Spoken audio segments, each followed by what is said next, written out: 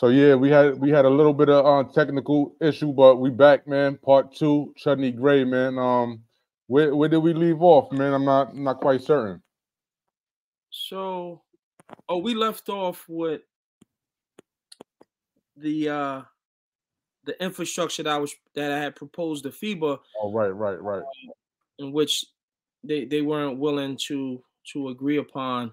Because of the fact, I guess it would have it'd probably took some money away from them. Um, and with most of the players overseas, you know, come from the inner city. So, Right, right, financial literacy isn't at the top of most guys' lists, especially early in their career, which is probably the most important because that's where your earning potential is probably at its peak. So, to have the knowledge to navigate and to make sure that you have a safe haven and a safety net to fall back on is instrumental because that transition happens, and when it does, it's no, okay, let me get a year buffer time, let me get yeah. It happens opposed fast. to Yeah, it happens. the heat is on. So when you have enough room or enough cushion, then you don't necessarily have to be forced into situations that you don't want to be in.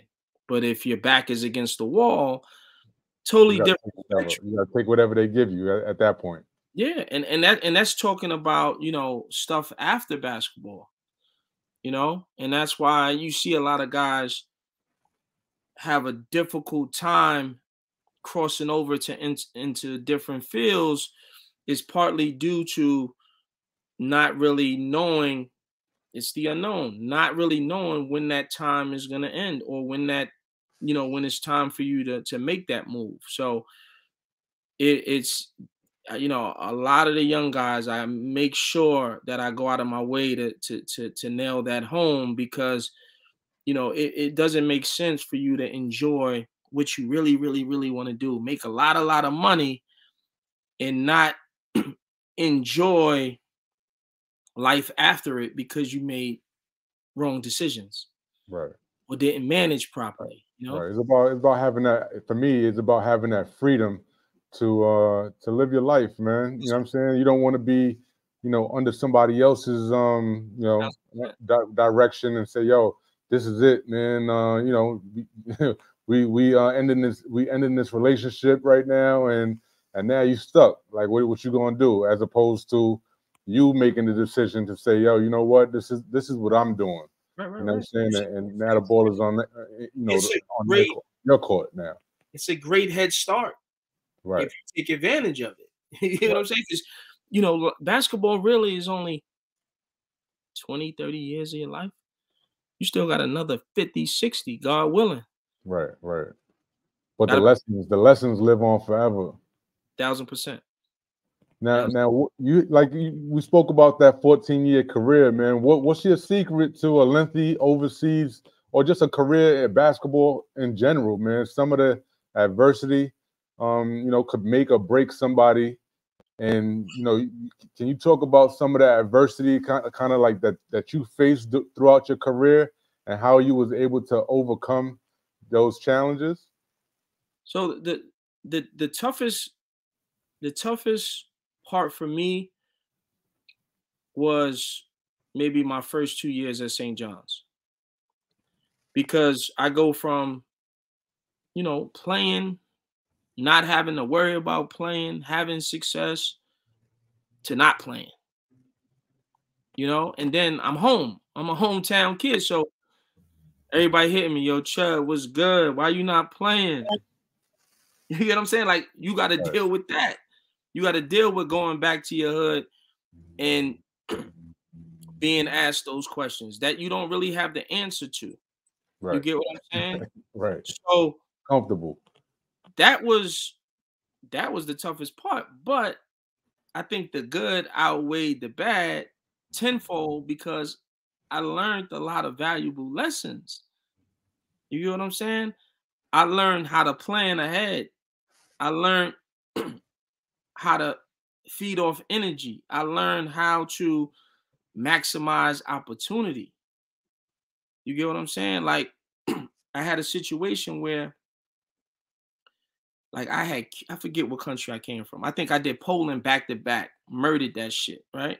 So when I'm overseas, it was a different time. So it was like taboo for guys to leave the league to go overseas, right? They didn't want to do that. So like those tier A jobs were really like tier A jobs. So now, like nowadays, you got a lot of dudes from the league overseas. So if you were a tier A player, now you might scale down to a C just because of those NBA dudes.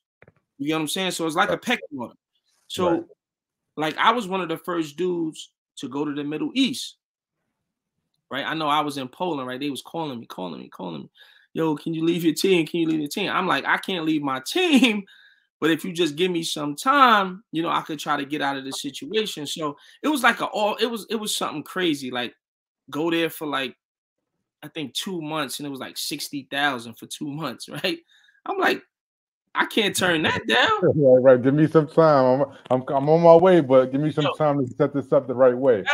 Like so I end up going, right? So I'm like one of the only not only dude, but I was like one of the first dudes to go to the Middle East to play. So the Middle East, like they rolling out the red carpet, right? I'm in Dubai, I'm in Abu Dhabi, I'm in Kuwait, I'm in all of these countries, right? I never experienced racism, I never experienced terrorism, I never experienced none of that negativity anywhere I ever played, right? So I don't like I'm only taking it for how they treat me. And I've been in certain countries, like I've been in Iran. Right, I played for a team from Iraq. You get what I'm saying? Like I never been to Iraq, but I played for a team from Iraq. So, like I'm playing, and all of this shit is nothing but love, nothing but love, right? So I only could speak to that. Like Courtney Fields will tell you he was in Dubai, Yeah, and like we would link up all the time. And Courtney, I don't know if you had Courtney Fields on here, but yeah, you that's may my guy. yeah, That's my guy. he had an amazing run in the Middle East. Like they should put a statue of that dude out there. He got probably like 10 championships. Like they roll out the red carpet to the extent like Lamborghinis, like 6-star hotels, like you not touching none of your money, bro. Like I remember when he first got back. When he first got back, and he was telling me about, you know, he was showing me because he's an artist now, and he was showing me that he kind of started out there, and he was like, "Yo, they just give me so much love out there, man. Like different. they was calling them, I think, Barack Obama or something like that, and he was just like, "Yo, it's just so much love, man," and showing me all of the Lambos and all of the, you know, all of the stuff that they got out there, and yeah, that's incredible. Different. Like Sham will tell you, like a lot of those Middle Eastern teams, like gold is like a natural resource. Like Sham had the Ghostface Killer bracelets. I think he won a chip one time. That he was like one of the first dudes in New York with the Chrysler. They gave him the Chrysler 300 souped up, like nothing but love. Like I remember I played for a team from Kuwait. They was like, "Yo, if you win the chip, we get you whatever car you want for the rest of the season." Because you know, in most situations, you got the apartment, you got the car, you got whatever you know what I mean, whatever you need at your disposal. So, long story short, I end up with the lime green Lambo. You know what I'm saying? Like real crazy. talk. You get what I'm saying? Like they roll out the red carpet. So I never, ever experienced any, you know, racism or anything in any of those Middle Eastern countries. I played in Lebanon. I played in all of those countries in that entire, you know, Jordan. Nothing. It was nothing. It was nothing but love. You get what I'm saying? So, now going there though, like prior to getting there, did you have that in your mind? Like, you know what I'm saying? Because if you turn on the news at that time, man, it's crazy. So, no, you know what I'm saying? Like, yeah, what was on your mind? Oh, like I would check in like with with my agent, and you know what I mean? Like I did a little research. Like I would at that time it was, you know, we had Eurobasket. So I would see who was in the country. If I knew anybody, I'd reach out to them. Yo, how's such and such? How's the team? just to try to get an overview of what I was getting myself into. But bro, nothing. You know, you Right. get off the plane, they giving you half your money. So you're already ahead of the game. Like a lot of dudes get in trouble because they don't get a percentage of their money up front. So even if a team does fall into a bankruptcy situation, or if a sponsor pulls out, you ahead of the game to where if you do leave, you at least got some of your money. Right. But when you're in Ain't situations nobody. where you Right. gotta wait and then you getting months behind, now they could just string you along. So I never contractually, I never put myself in a situation where we playing catch up. Like I need this amount up front, you know what I'm saying? And we going to get paid at this rate. So Right. even if you do act stupid, I'm gone. You know what I'm saying? Right. I'm on to the next situation. You at least cut your losses. Like, yo, they ain't give me all of it, but I got what I, you know what I'm saying? I got enough. Whatever's fair. Like if you want to do it, if you want to handle it if you want to handle this situation in that way, pay me up until the time I'm here. I've already got a percentage up front. We can shake hands and I'm going to another situation. But I'm Right. not going to be put behind the eight ball where now I'm playing and now you got me, you know, begging for my money in a sense. Nah, we're not ever doing that. You know what I'm saying? So I always knew, like, I heard about the war, you know, those stories where guys are getting behind on their payments and things. Nah, if they really want me enough, they're gonna give me the percentages that I asked for up front, and then we take it month to month.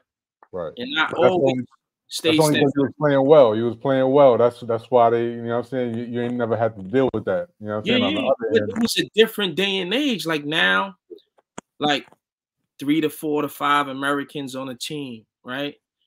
Um, you got social media influence, right? So where teams don't really have to deal with the agent anymore. They could just go to your social media page, contact you, cut the middleman out. But now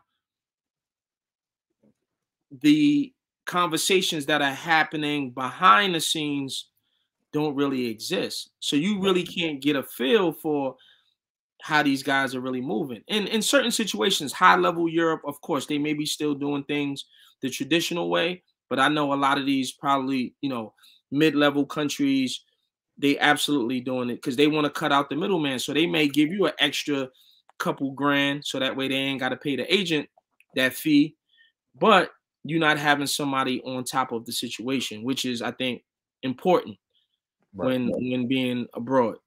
You You know, need that buffer a little bit sometimes. absolutely. Yeah, yeah. I mean, you essentially getting your jobs yourself, but you at least have a voice that's kind of neutral, right? He's your agent, but you could kind of pick their brain. Yo, what are your plans? You know, I got another guy that plays well with the guy that's already there. You know what I mean? Things Right. like that. You know that will help the situation because you want to be in situations where you have someone not only that you get along with, but that you create a strong bond with. That way, you guys could play into success as opposed to just being there because your And year is pretty much predicated on what you're doing in the moment. right. And if you, I mean, if you somebody, you got somebody there that's advocating on your behalf as well. You don't want to have to go speak to somebody, go negotiate something, and then go have to play as well. So definitely It's got somebody to advocate.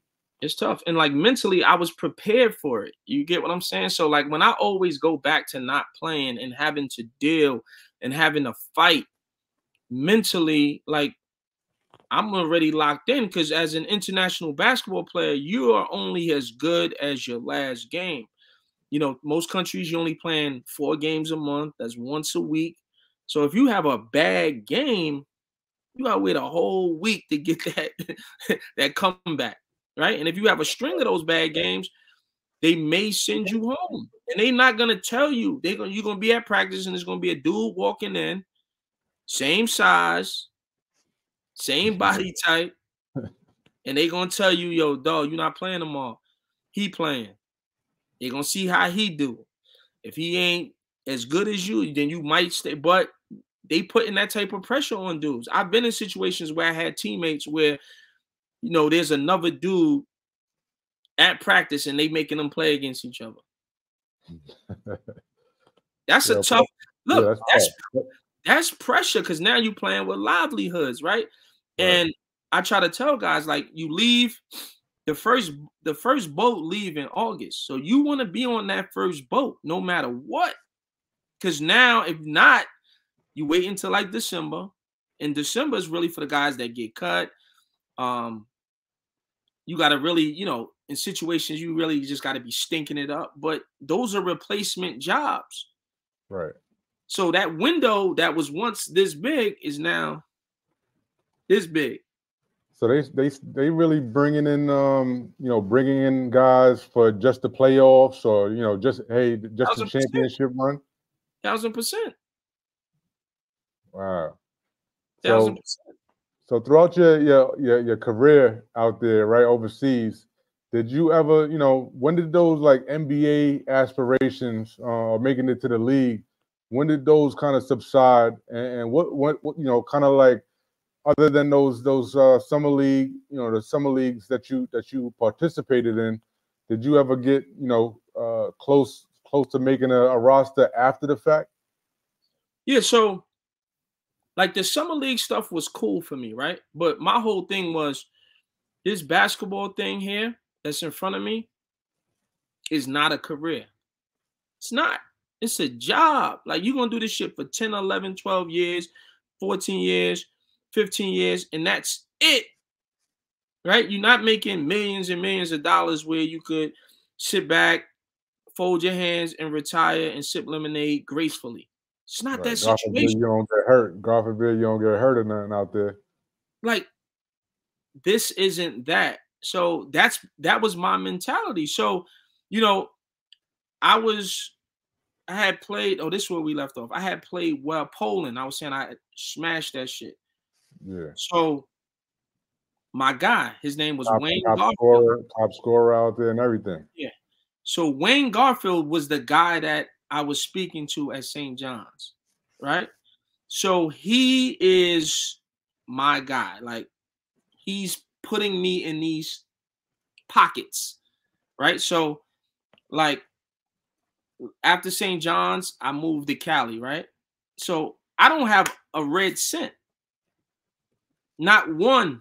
I got a couple dollars, but not enough to move to California. Not enough to be driving a brand new Navigator. Not for that, right? So he gives me all of this, and in my mind, I'm like, how the fuck am I gonna pay all this shit back? You know what I'm saying? But he's putting me in position to win. He don't want me to worry about anything outside of basketball, right? Yeah, right. So at the time, Kobe's dad is my agent, right? So Kobe's pops. Kobe's pops. So I'm living in Redondo Beach, right? Kobe's dad is my agent, so we training with Baron Davis. Like I'm in this pro atmosphere, right? So every day we running Venice Beach. We running 5 miles on the beach. We doing 3 a days. We in the gym, games. We in the gym late at night, skill work, right? So we doing this shit every day. This is my summer, right? This is one summer. So I got an apartment. I got the wheels. On the weekends, I might go to what's this? Vallejo or some shit, whatever, like up in the mountains where this motherfucker was staying. So, like, he living right next to Dennis Rodman. Like, this is my life. You know what I'm saying? Like, I hadn't even made a dime yet. You get what I'm saying? But he's funding this whole situation for me. And every so often I'm like, yo, I don't know what and I told myself, like, I'm not going back home. Like once I graduated, I'm not going back to my grandmother's house. That wasn't even an option because mentally you get comfortable. You know what I'm saying? I'm not getting comfortable not chasing this dream of mine. You know what I mean? They trying to push grad assistant shit on me. Nah, dog, I'm not doing none of that shit y'all want me to do. I'm chasing this hoop dream. You get what I'm saying? So yeah, people might have thought I was crazy, the ones that didn't believe, but me, 1,000,000% is like, yo, I know I could do this. And I got people in my corner that believe in me. You get what I'm saying? Right. So I'm out there, we training, we doing all this other stuff, and then I'm starting to get deals and shit. You know what I'm saying? So I I come back one summer. At this point, my guy, he's living in Atlanta. So I go to Atlanta, we chilling because I'm working out with the Hawks, chilling at his crib. So, I write him a check, like 25,000, right? Write him a check. You know what he did? What's that? He tore that shit up right in front of me. Like, I don't need your payback. Like, that's why I'm like, yo, this guy it had to been my mom. Right. Because, listen, I didn't know him like from a can of paint. Like, for him to extend himself to me in that way is like, I could never repay him for that. He passed away a few years ago, and it like tore me up, because he was very instrumental. Like, if it wasn't for him, and most, you say that shit, like, if it wasn't for if it wasn't for him, I wouldn't have probably, I'd have fought, but I wouldn't have had the journey that I had without him, because he gave me some breathing room. Like, I went from not having nothing to a lot. You get what I'm saying? But getting from that point of nothingness to a lot, I needed him to be there. You get what I'm saying? And for him to take a liking to me, for somebody that's wasn't playing, for somebody that you know what I mean? You might not even know my fucking name if you go to the game, just because I wasn't in the rotation like that. But I could have easily been somebody else. You know what I'm saying? Like, anybody. It could have been somebody that's already got the ticket in their hand. It could have been E-Bark. Yo, E-Bark, this is what we need to do. Right. That easy, yeah. And my wife always tells me, man, like, yo, be around people that want to see you win. You know what I'm saying? The genuine people that really want to see you win, they're gonna help you win. You know what I'm saying? Bro, crazy. So, like, that's why, like, with the kids that I have, like, I don't charge nobody nothing. Like, my resources are your resources. You know what I'm saying? So, I know you may have seen a video that went around where I was giving the kids money. Yeah. I was going to ask you about that next. So, like, I got 2 sons, right? 12 and 8. So my 12-year-old, really good. He's going to be really good, right? So that team, that's my 2029 team, right? We were playing in Kenny Sat tournament against Heck and Riverside.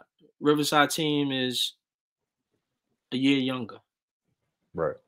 So it's the championship game, and we come out, we bullshit, and they look at them, they small out.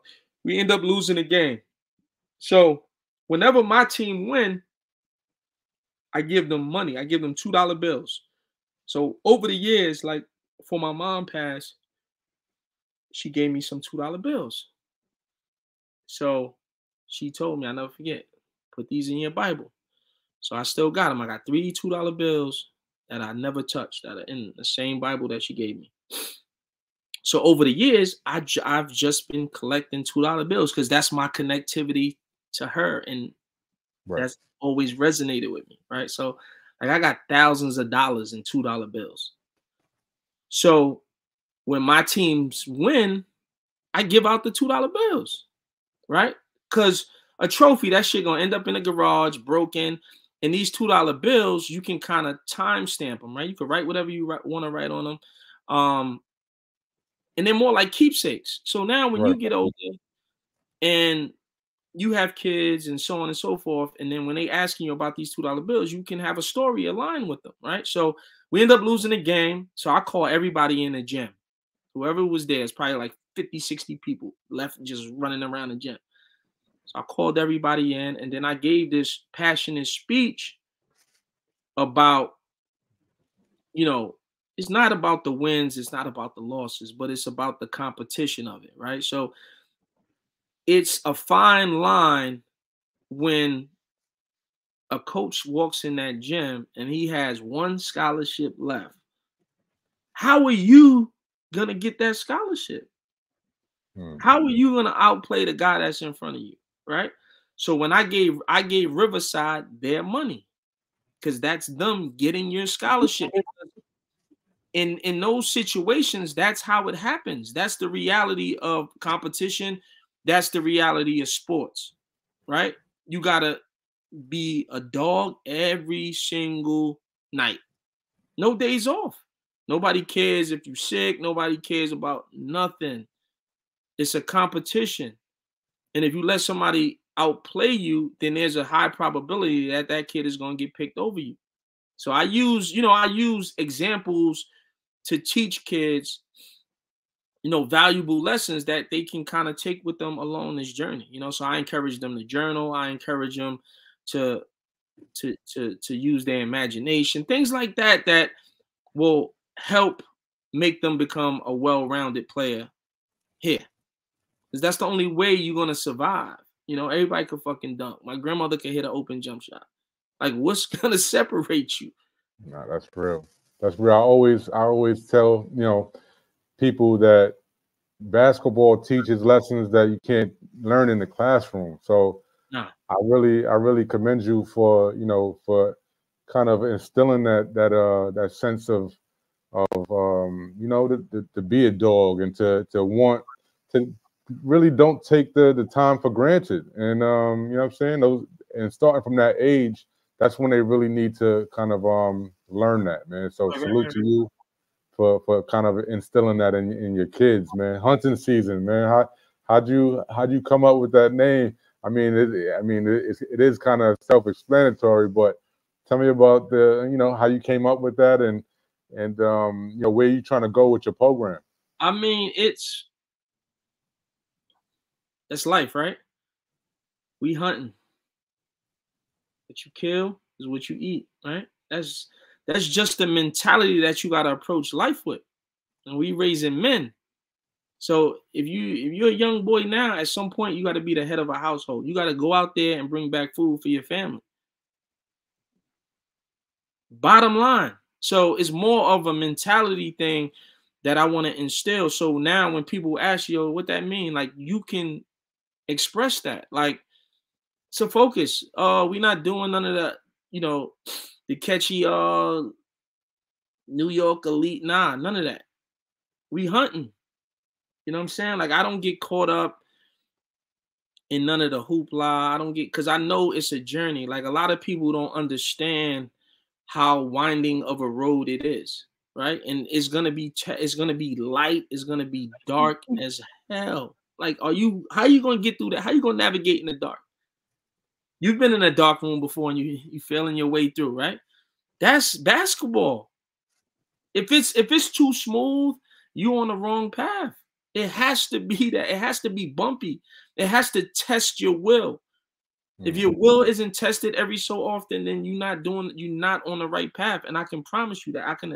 I can guarantee you that 1,000,000%. It won't be fruitful at the end of that road. It won't. Not to the level where I'm thinking. Right.